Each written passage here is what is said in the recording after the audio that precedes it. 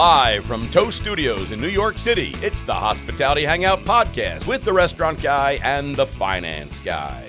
All right, well, we are excited to kick off the Hospitality Hustlers series with our friends from Toast. I just want to throw a couple of little shout-outs that, listen, we've been using Toast in our restaurants for, it's probably 5 years, I want to say, that we started using Toast. Said the GM, said the general partner who said, I will never change my POS. So our 20 restaurants in New York City are all on Toast, and we couldn't be happier. And I will tell you that I was at, and they're crushing it, and everyone loves it. The staff really does like it. I'm talking the managers, the GMs, the front of that. Everyone really likes it. It really does work easy. You know what I always say? It's the Apple of POS. It's the Apple of POS. I feel like they get mad at me for saying, but isn't that a good thing? Because Apple is easy. Sounds good to me, right? It does sound good to you. Well, but I was at the retail show, the National Retail Show, which has a big restaurant component now because the blur between retail and it's blurred now, right? Lines are blurring.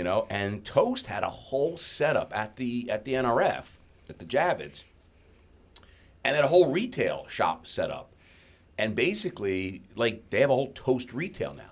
So if you're a small retail shop and you're looking for a real simple way to get a really cool platform, you can. I mean, because back in the day, would you have a Samsung or the register with the Casio, now you could really get a really high end, really sophisticated system.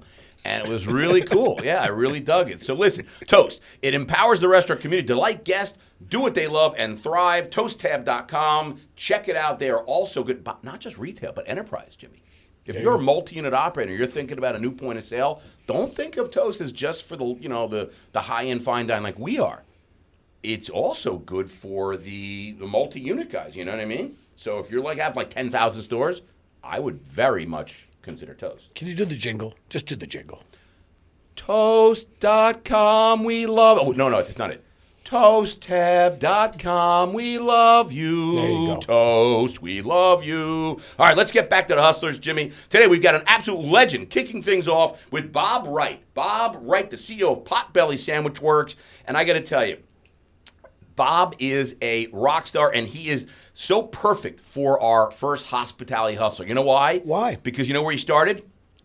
Delivering pizzas at Domino's in 1987. He was 3 years old. They started very young there. But I got to tell you, but you know what? That just shows he was a hustler. He was a hustler. 3, 4 years old, and he's out there delivering pizzas. His dad would drive him the car, and he would run in his little onesie, and he'd run up there with the pizza, and he'd deliver it. And he got big tips too, because people felt terrible because he's a little 3-year-old running with the onesie. His dad's making him work. His dad's making him work, 100%. And I got to tell you, he was in Texas, and he loved that working at Domino's, right? But I got to tell you, he didn't just deliver at 3. At 4, he became an assistant manager. At 7, he became a GM. Oh, wait, no, but 19, he was the GM. There you go. You couldn't be a GM until you were over 18. I thought you were doing Alec Baldwin now, Boss Baby or something. Then he became a district manager. Then he went into sales side, Jimmy. Started selling, left Domino's, went to Wendy's, became the VP of Ops. Okay, now he's at Wendy's. He's killing it with the burgers and the franchising and Wendy's, and it's always fresh. Wendy's is always fresh, never frozen. I was a big fan of Wendy's. Square. Still a big fan. Do you like Wendy's? I do. I love Wendy's too, by the way. Yeah. And it's always fresh. Yep. Never frozen. Never and frozen. Square. Delicious. And I used to like to pour your own ketchup. You squirt the ketchup in the thing there. And not very economical for the joints, though. I like that. People overpour. They do? They do. Well, that's something we're gonna ask our guest about that. He probably knows about that. In 2008, he went to Checkers and Rallies. He became the executive vice president, which was awesome over there, right? And then he went and became the Charlie's Grilled Subs. And then he went to Wendy's again because he missed Wendy's. He went back. Because it's always fresh. And then, ladies and gentlemen, he went and he took over in 2020, ladies and gentlemen, the president and CEO of Potbelly Sandwich Works. I got to tell you, I hope we get Potbelly today because I had it last week or earlier in the week. It was the most delicious sandwich I've had in a long time. We're getting it again. Let's get Bob in here because he's been waiting for a half hour out there. Bob, how you doing? I can't believe you were at Domino's at 3 years old. Is that true or false? Tell our listeners. Well, I was at Domino's, but I might have been a little older than. But not much, though, right? No, I was young. It was very young. See, Jimmy? Yeah. So tell us. So you're at Domino's for years. Yeah, it was about 12 years. I came home from college that summer after my freshman year, and I was determined to get a job earning tips because I didn't want to work when I went back to school. And I mean, I could not get a job as a waiter to save my life. Why? So What was going on, Bob? You're handsome. You got a full head of hair. You're gorgeous. What happened? Well, not back then, though. I mean, I've grown into it since then. Well, you were bald and now you have hair? He had no experience. Where did you go He had no experience. Yeah, but, you don't start right on the floor. My first job wasn't a waiter. I just started as a busser. But my question to you is, where did you go get a job? Where did you apply to be a waiter? Did you interview? What was your first? Like, where'd you go? Oh gosh, there were barbecue joints in Houston, and there's a family that owns a large chain of restaurants based in Houston. I went to a number of those. What was the name? Are they still there? Are they still in business?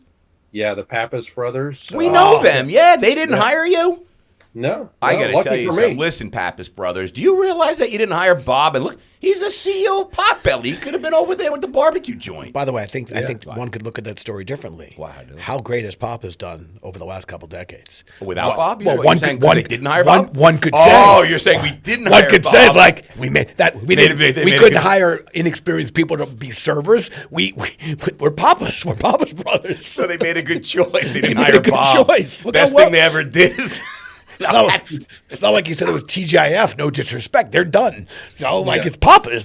Well, I'd like to think that they lost out on Bob Wright, okay? And they probably would have been a lot bigger, a lot better if they hired Bob. But you know what? You know who's someone, what is it? Someone else's loss is someone else's gain. Absolutely. What is that saying? Is that the saying? It's close enough. Something like that, something right? Like that. Well, you know what? Potbelly would never have Bob. That's right. Well, listen, let's dive into this, the hospitality hustle. And I want to say one thing. 1987, Bob is working as a delivery guy for Domino's. 3 years old. Okay, 1987, I'm delivering pizzas for Dina's Pizzeria in Middletown, Connecticut. My sophomore year in college. How did you get to Connecticut anyway? I went to Connecticut anyway. All right. I'll just say at Wesleyan, Domino's was the corporate juggernaut, and they had everything. Okay, right. And we're just little Dina's, a one shop. So we started the campaign. We were the politically correct pizza. Wesleyan was a very politically correct school.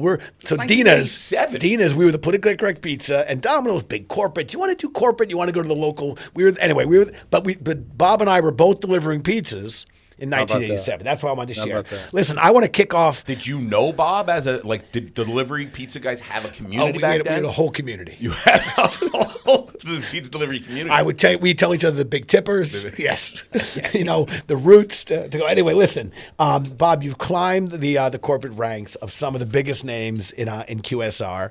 And one of the things we love, we're going to dig into the early days because really you remember that first job and the initial role. So take us back to the beginning.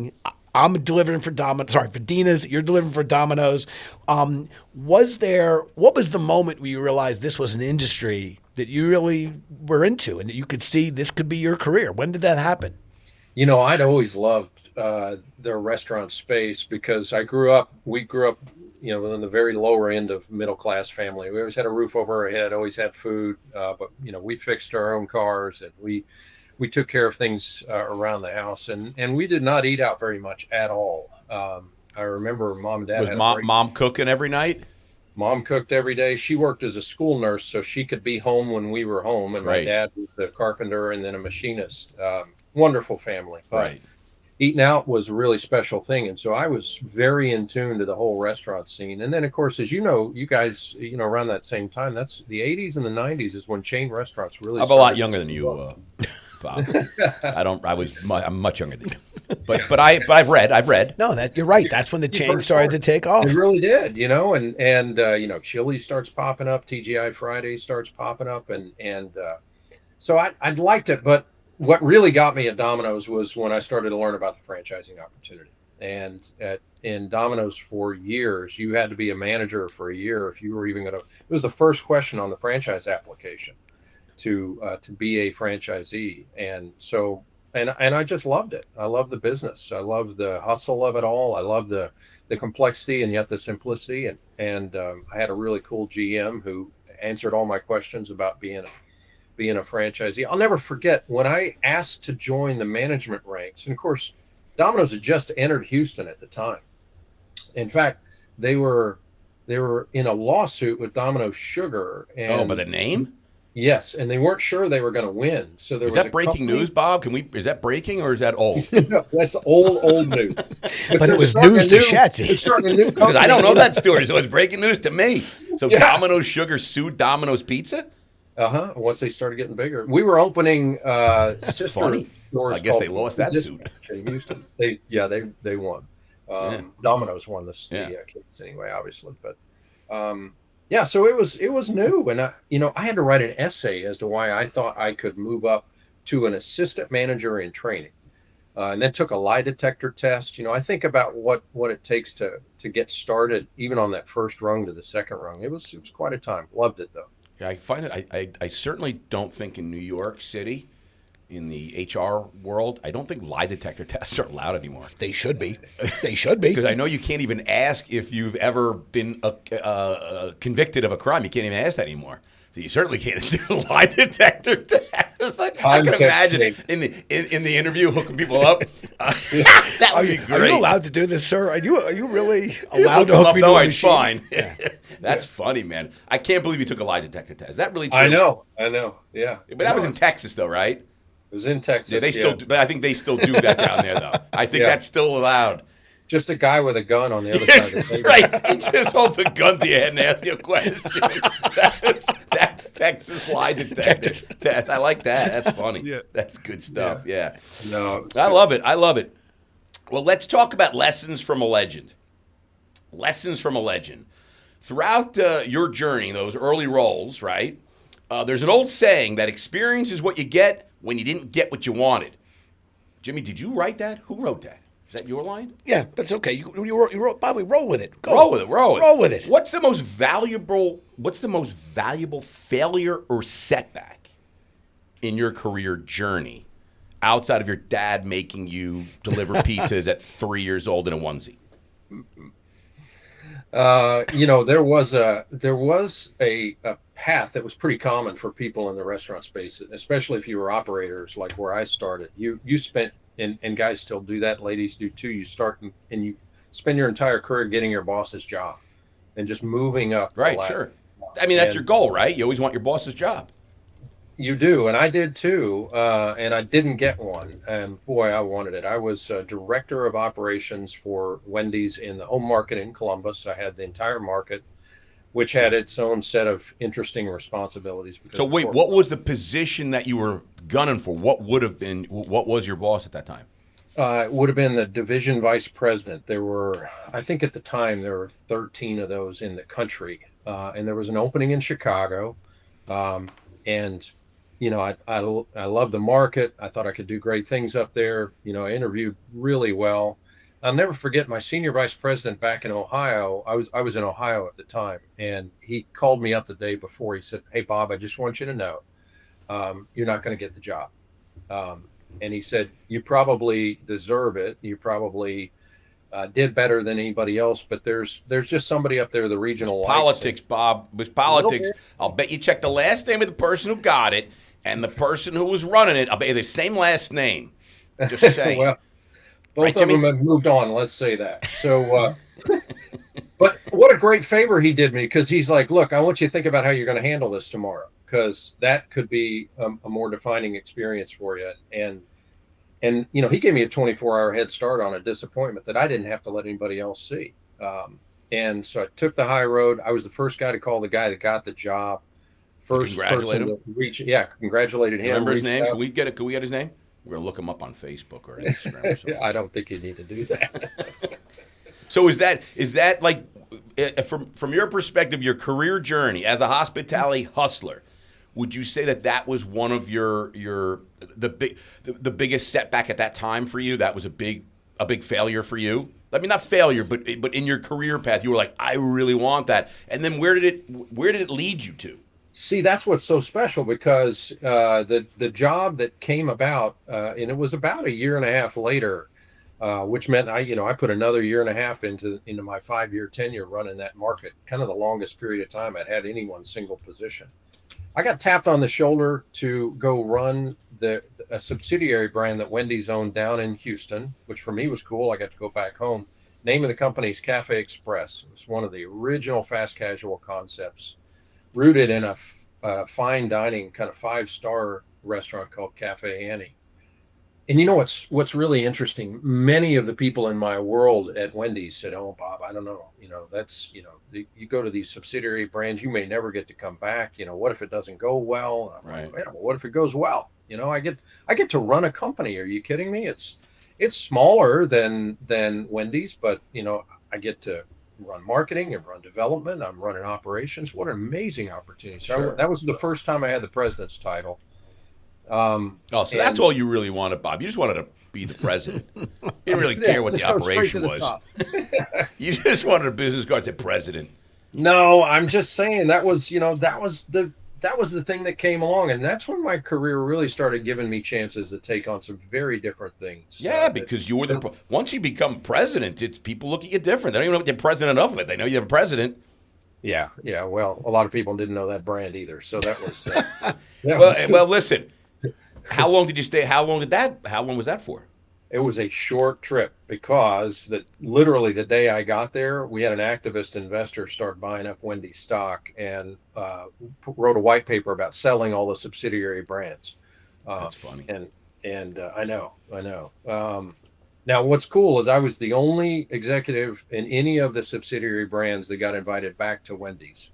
So I got tapped to move back to Columbus again, and this time as a pure corporate job, which I never thought I wanted. Right. I ran operations and training and all the project management, all the stuff.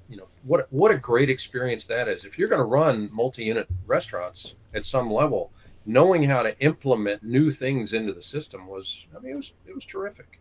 Yeah. I wanted to get back into ops again though, so because I like having responsibility for the P&L and for the people. Let's segue. I love the look. We're using the word failure. It's not a failure. I love the way you took the loss, The lost opportunity. and again, kudos to your then boss to give you the opportunity to have the time to digest this. But most importantly, kudos to you for knowing that, showing up the next day and calling the person who won it. I want to dovetail into maybe a do-over. If you were giving advice to a younger Bob, what would you tell him maybe to do differently? And are there any moves you wish you would have made earlier, things you would have avoided? And maybe look at this as an opportunity. If you were giving advice to a new talent today, anything you would tell them to avoid, that maybe things that you wish you would have done differently, in which case it could have helped them? Yeah, look, I think especially in the middle rungs in our industry anyway, every one of us has had to come to terms with balancing what we do naturally and what needs to be done to be successful in the job. I naturally love the people development elements. I like people selection. I like organizing things. I'm a systems guy. I like to, build tools and processes and follow-up mechanisms and things like that. And, this is an industry where you better follow up on performance on a regular basis as well. And I'm not an overly nice person, but I'm not the first guy to tear somebody up if they're Tell me you're not a nice person. I couldn't even imagine you not being a nice person. Stop it. You're very nice. Well, thank you. But yeah, I don't know you that well, but you seem very nice to me. Well, my point is that there are times when, I've got to go past just trying to figure out what may have gone wrong and how I can help this person. And sometimes you just got to kick them in the shorts to get the results that they're accountable for getting. And it took me a little while to find that balance that works well for me, really creating the tension between providing someone with everything they need to do the job and then getting out of the way and expecting that they do the job. And there's a tension there that I think is really important in business. I love it, man. That's why, you know what? That's why Bob, you know what he is? He's a hustler. He's a hustler. Listen, I think He's a real hustler. There's an urban myth out there in the restaurant industry that 90% of restaurants fail in the first year. That is a myth. That is not true. You started it. You should know. I didn't start it. I will say the number's not small, and actually in this current environment, the number's gone up a little bit to about 16, almost 17%. We're not the riskiest business, but it's not a 90% failure rate. Not at all. However, here's something that is 90%. 90% of restaurant managers started out in an entry-level position. And I think when I think about our industry and the democratization of it, which makes me so proud, I actually think about that fact, that we really do hire and promote from within, and we value those early experiences. And at Potbelly, Bob, you have a lot of emphasis, on growth and development.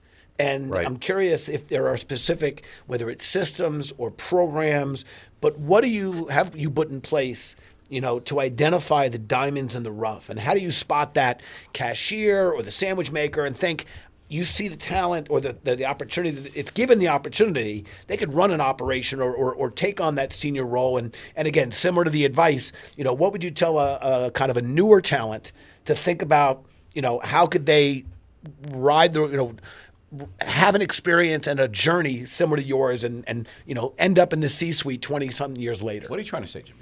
I want to know how Potbelly is identifying talent. Yeah, just say it. All right. Oh, what a roundabout way, huh? No, I listen. I get the question, and I think you're right. It's first of all, it's the systems, and I can talk about those a lot here at Potbelly and other places where I've worked. But I like the place where you're starting, Jimmy. Is like, how do you spot it? How do you see it? Because one of the systems we use is a 9-box talent and organizational planning process we use every year. And we're for all our people, we're looking at their performance over time and their potential. And 9-box, you said? Yeah. Three boxes across and 3 boxes up, and it's Is that breaking news? I don't think so. Once again, it's breaking for you. It's breaking for me. It's breaking for Shatsy. Did you make this 9-box system up? Is that the Bob Wright system, or? No. This is kind of HR stuff. Oh, really? That you All right. would find. Do you know this box system? I was going to give it to John Wooden, a famous UCLA basketball coach, but it was more of a pyramid, not a box. Okay. So I'm going to look into this box system. Yeah, I'm going to look at the box system too. It's performance and potential, right? Performance and the potential piece, though. I've met assistant managers. I've met people that are just working as team members and associates in our shops, and of course in my other restaurants that I've been with. You see those high standards. You see the hustle, and I know that's the name of the podcast, but you see the hustle, this eagerness to get things done and get them done well. You watch people that don't have a management relationship with anybody, but they're kind of doing a little coaching anyway. They're talking to the people to their right and left and asking them for help, or asking them to do this, or saying, hey, I got this, can you do that? You see those sort of inherent attributes that you're looking for. But standards, hard work, those are table stakes in the restaurant business, absolute table stakes. And, once you look for the identification at every level, now you can start talking about job characteristics and core capabilities and the competency set that we build here at Potbelly. Hey, these are some of the things we're looking it makes for. sense. It's really interesting because, Jimmy, you said that 90% of managers started, and that's so important because we always talk about this, that for some reason, like you say, that there's a misconception about the failure rate of restaurants. There's also a big misconception about there's no career path in hospitality and restaurants. And I think for us, this whole Hustler series was created to put a spotlight on that. Well, look at Bob over here, 3 years old. He's delivering pizzas in the snow in a onesie, and now he's the CEO of Potbelly. You know what I mean? So obviously there's a career path, but all you have to do is, first of all, you have to let the manager has to know that you want that, and you have to articulate that you want that too, right? We could probably, as an industry, do a better job articulating the roadmap and the path. Yeah. I'll admit, when I was delivering pizzas, then I was a barback and a busboy, and look what we got. Look what we got. Oh, yeah. Right. The fresh smell of success. Bum, bum, bum. Why did Jimmy get a cookie? I didn't get a cookie. How come Jimmy got a cookie? Jimmy gets a cookie. Is that the free cookie you get after you get? That's right. After, by the way, after you ask all the good questions, you get the cookie. What I was going to say, though, is I didn't see a career path for myself in the industry. I didn't. And I saw it as a gig. I saw it as a job. It was a great way to make money. And I could step in and out of it anytime, as long as I was delivering value to the people I worked with. But I'll tell you, today, I really do see a very different, there's more clarity around it. And it is the hiring from within. And actually, I think this industry is wonderfully, almost incredibly misunderstood, because people project their guest experience onto it. They may never have worked in it, but since they know how to be a guest, and some people don't even know how to do that properly, but they actually project that they understand the workflow. The workflow, I can't think of another industry where the manufacturing facility and the retail facility is in the same location and there's not even a wall in between. Okay, right. That doesn't happen in other industries. So there's such high touch with the guests, and I think it's an amazing workflow. And that's why I love that we're hiring from within, because they're the ones who actually understand the workflow. It makes complete sense. Yeah, I love it. Listen, we got a lot more to get to, but we got to take a quick break, Jimbo. Bob, stay with us. We got a quick break. We're going to be right back with a little. We will be right back, I promise. And we got some really great stuff. And we will be right back with Hot or Not. And we're bringing back trivia, and you won't want to miss it because we're bringing back trivia, Jimmy, and it's going to be great. And it's Potbelly trivia, so it's going to be awesome. So stay with us. We'll be right back and jump into a little Hot or Not. Don't go away. All right, we are back. We are live, and we are going Hot or Not with Bob Wright, CEO, President, Chairman, and everything in between of Potbelly Sandwich Works. And we are having one of those sandwiches. Jimmy, swallow your sandwich because we're playing Hot or Not. And I need you on your A game. I'm eating over Bob, here. Bob, are you ready? I'm eating Loyalty programs, hot or not? They're hot. Cloud-based point-of-sale systems, hot or not? Hot. Custom sandwich menus, hot or not? They are not as hot as they should be. Oh, how does that they should be? All-you-can-eat buffets, are they hot or not? No, they are not hot. Jimbo, he was laughing on that one. I'm laughing Bob too. Don't like no buffets. So meanwhile, if my brothers were with me, they would be upset with me for not following up on the all-you-can-eat buffet, because we take those things like a personal challenge. Like if they're gonna let us eat all-you-can-eat for a price, we got to make sure we win. But that's not what I want to ask about. I want to ask about loyalty. You said yes.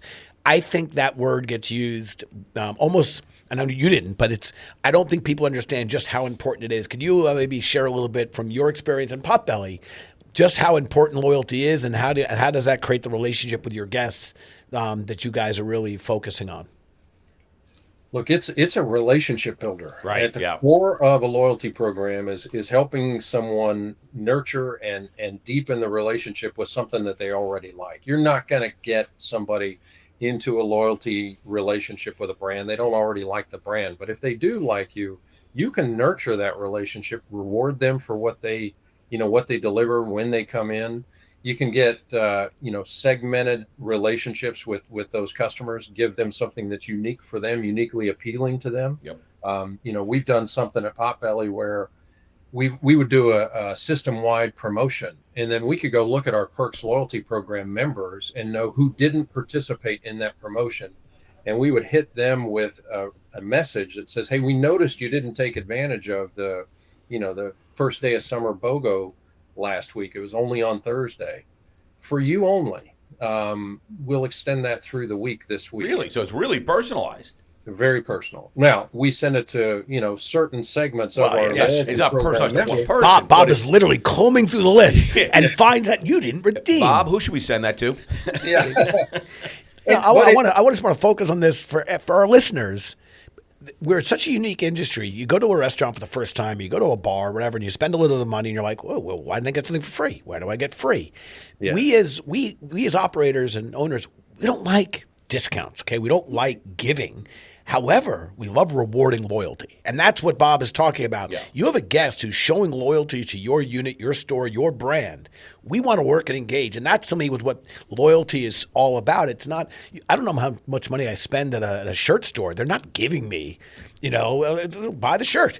But at our restaurants, people are like, oh, I spent money tonight. Where's my freebie? We never met you. It's a good point. It almost reminds me, like retail has always been big on discounting. Yes. And discounting and loyalty are not the same thing. That's my point. And if I see that I'm in the market, outdoor furniture, the summer's coming, outdoor furniture, and I see, Crate and Barrel, whatever the store is, having a big sale, big discount, maybe I'll go, but that's not loyalty. That's not loyalty. That's just, if they have a sale, I'll go there. If you tell me that, some other stores have it, I'll go there. But that's not loyalty. There's a big difference. And I think we're in such a unique moment where the guests want to feel connected. Particularly Gen Z really wants to feel that there is a relationship. And I think we now have the tools in place for those brands like Potbelly that want to embrace it. Yeah. Now we can we can match those up. I love And it. we're just getting started. All right, listen, I'm going to jump into a really quick which came first. Bob, are you ready for a little which came first? You bet. All right, here we go. Which came first, Jimmy or Bob? We both play, actually. Yeah. All right, which came first, Jersey Mike's or Subway? Which came first, Jersey Mike's or Subway? I think Jersey Mike's. Jersey Mike's. Jimbo? Oh shoot.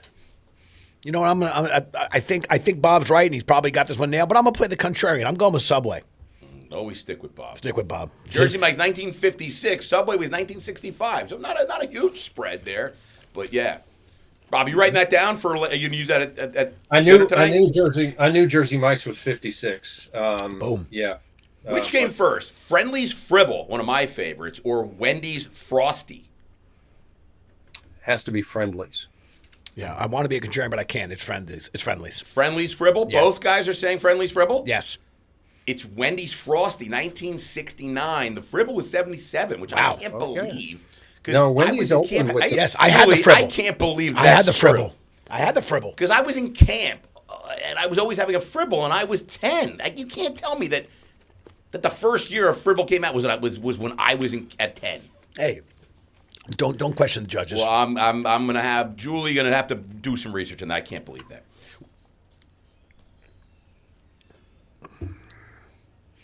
Oh, so it wasn't the Fribble. Oh. Words matter, Julie. Words matter. So it was just like the Friendly Shake or something. Friendly shake. All right. Which came first? You're right. Wendy's opened with the Frosty in 1969. Yeah, Wow. yeah, Boom. the Frosty, and the Frosty is real dairy. It is. It's real dairy. Is that right? Yeah, the McDonald's. I mean, again, I'm not shaming it, but there's no dairy. No dairy. Like you can leave the McDonald's shake out for weeks. I think it'll be okay. The Wendy's Frosty, it'll spoil. It'll get lumpy. All right. Which came first, Bob? Skippy peanut butter or Smucker's jelly? Ooh, I'm going to go with Smucker's. I'm going with Smucker's. That's 100 years old. Over 100. You know what? That's why they do that thing they used to do on Today's Show, right? If you're 100 years old, you get Yes, shout out to yes. Smucker's. 1897. Yeah. Smucker's was making jelly. Skippy's 1932, so that's still. But I love the Smucker's. With a name like Smucker's, It's gotta be good. It's gotta be good with a name like Smucker's. All right, listen. I got to tell you, you both exceeded my expectations there. We're gonna jump into a little. Let me hear what music's playing. Oh, is that the music I think it is, Jimmy? Oh, yes. All right, we got a little Spice is Right. Bob, I know you're going to crush it on this. Jimmy's not very good at this. He thought that a donut from, where was that from? Krispy Kreme. Krispy Kreme was $2 a donut. $2 a donut. Where is he going? No, it's not. Anyway, so hopefully you'll do better than Jimmy on this on the Price is Right. Spice is Right. According to Toast, latest industry report, Toast has come out with a really incredible consistency leads the entire country to tipping in percentage. I'm going to tell you 4 states. You need to tell me which of the highest average tip percentage. Here are your options. Not sure how this has anything to do with the Price is Right, but we're going to go with it because this is what Julie gave me, okay? Okay, Bob, is it the highest tip percentage according to Toast Industry Report? Is it New York, Texas, Delaware, or California? I'm going to go with Texas. Jimmy? I'm going with Delaware. Answer is Delaware with 21. Why? How could you tell me Delaware is a big tip? I just figured with New York, California, and Texas, and then somehow Delaware makes the list. It's like March Madness. You got these massive. It's Julie, I'd have like you know what? Connecticut in there or something. But I'm saying that Delaware is the outlier. They got to be the winner. It might be a small state, Jimmy, but Toast data shows very generous that it continues to lead the entire country in tipping generosity. Yes. So I think a lot of people don't know that Delaware is known as the Big Tipper state. The Big Tipper. If you look at their license plate, I think it says the Big Tipper. That's what I'm told. Anyway, I like it. Thank you, Toast, for that industry inside report. Okay, here comes part 2. Now, what percentage do you think of diners in that state tip on average? Remember, get as close as you can without going over. Bob, you want to go first or second this time? Yeah, I'll go first. 18. Right. What's your guess? 18. 18. Ooh, solid. Why am I challenging Bob on this? He's going to crush this. All right, I'm going to play. I'm going 19.6. All right. Well, here's the problem here. It seems to me that you may have to check on Toast Restaurant Trends report because I don't have the answer here. So toast.com/trends and Delaware. I'm a Delaware, but you said that already. So Delaware. No, it's 21%. So what was the 21.9? Wow. I said 19.6. Yeah. Bob said 18. Yeah. So the actual percent of tip from the Delawareans, is that word? The folks from Delawareans, yes. Okay, yes. they're tipping 21. So you know what? I won the showcase. I'm going right into the quick fire. All right, quick fire. This is something where I think we can all excel. All Bob, right. let's put on a little of this music and go into the quick fire. We're almost out of time here. All right, Bob, here we go. You're stranded on a deserted island. You got Wi-Fi. You got one streaming show to binge. What are you watching over and over again? And I'm all by myself. Go by yourself. Yeah. No guess, just you. Keep it classy, Bob. Yeah, and keep it classy, Keep it classy, okay? Bob. It's a family podcast. Oh, I'd probably watch my wife's bonkers over Reba, so I'd probably watch that and make me laugh and think of her. Oh, okay, that's nice. Very you nice. see, you're not a nice guy. You're a very nice guy. Look at that, man. Look at his first answer. Yeah. What was the last thing you Googled? Last thing you Googled? Picnic with the Pops Columbus. Picnic with the Pops. Yeah, it's a summer concert series. Oh, you getting some tickets? Columbus. Yeah. With your wife, though, right? Yeah, I got a table for 10. We'll have a Very blast. nice. You So see? really- Very Second nice. thing, Bob. Very nice. First, he's doing Reba for his wife. Now he's getting tickets to some pop concert in the summer. Not a nice guy. Very nice guy. How do you take your bagel, Bob? When you're going for a bagel, how does Bob take a bagel?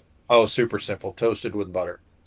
Toasted with butter. That is simple. Just a plain bagel? Are you going like everything or anything? Just Plain or cinnamon raisin, maybe, but yeah. real just simple there. I Huh? like Simple. it. Classic. Mhm. Very classic. Classic. I got to tell you, back in the day, like you were really hungover and you wanted I would just a plain toasted bagel with butter. Butter. I Extra don't know butter. why, I just feel like the grease. I don't Yes. know what it was. That would be Yeah. like the best, right? Yes. It is good. What's your all-time favorite sauce or condiment? Hey, I'm not just saying this because I work there, but Potbelly Jardinera hot peppers are amazing. I've got Boom. at least 3 jars in the house. You One in sell the them? Is that a retail thing that you just sell in the store too? Yep, you can get it on your sandwiches. We sell it by the jar or by the That's gallon. what I had on my sandwich yesterday. Oh my God, they're I'm fantastic. opening my sandwich. Look. Yeah. Wait a minute, I You gotta- know that sweet heat barbecue you had the other day has those hot peppers blended That's into what I the had. sauce. It wasn't a Cubano. It was. No, you didn't have Cubano. I had the Cubano. Yeah. You had the barbecue. Mm-hmm. Yeah. Yeah. Yeah. Very good. I figured you'd take your bites after your section, but you go ahead. No, Keep it going. was so delicious. All right. I would agree with you on that, Bob. We got to get some of those jars here in the office. We really. All right. I'm going to challenge Jimmy Wright to a game of Red Rover. What are your better odds of beating? Red Rover, let Chatsy come over. What do you got? Jimmy has an 8-year-old, Bob. I have to choose between you guys who I'd beat in that game. Who do you have a better chance of beating? I think I have a better chance of beating Chansey. There you go. Why? Why is that? What Yeah. the hell? Yeah. What did I do to show you that I'm not good in Rover, let Shatsy come over? I think it's the attention deficit disorder. The I ADD. do have a little bit of Even that. the What? question, Who? I had to make my way through the question. Rover. See? You don't even know how to I play didn't it. know that game. Bob, do you know that game? No. He doesn't even know that game either. You know that game? Yes, I know. What is it? Oh, trust me, I know it. Red Rover. Do you really know It's it? like a variation of Coke and Pepsi. You know, people race over it, like come over. Rover, and you call a name, and then Jimmy comes Yes, over. yes. Rover, let Jimmy come over, Yes. and Jimmy runs over. Yes. Yeah. Is that You're the not one gonna where you beat break me, you Bob. break I'm through fast, man, and scrappy. You didn't even know how to play. I know now. Now you know. All right. Now I know now. All right. Well, listen, Chatsy, I think Bob got that one right. Listen, I want to thank you so much, Bob, for being just a great guest, sharing your insights and really participating, not just in our podcast, but in our special series of the Hospitality Hustlers. We are super excited that we get to feature folks that have truly started in this industry at the entry level. And again, have rallied up to the C-suite. So it's super, super fun. If you want to get in touch with Bob directly, you can email the podcast team at podcast@brandedstrategic.com. .com, and we'd be happy to make the introduction for you.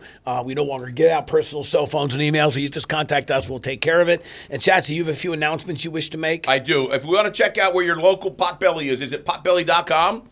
It is, potbelly.com. Check out potbelly.com. I got to tell you, this sandwich I'm eating right now is absolutely divine. And I would like to tell everybody that we have our next guest is on the Hospitality Hustler series is Mr. Al Hank, the COO of Barbecue Holdings and Papa Murphy's. Nice. So we are continuing our Hospitality Hustler series with some really just absolute rock stars in the industry. Hey, listen, check out the Hospitality Headline. Check out our newsletter, Hospitality Headline. You can check it out on hospitalityheadline.com. Bob, if you haven't read it or read it, I got to read it. You got to check it out. It's every Saturday morning. I'll subscribe you, and don't unsubscribe because I'll know if you did that. And listen, cheers, everybody. Thanks, everybody. Cheers.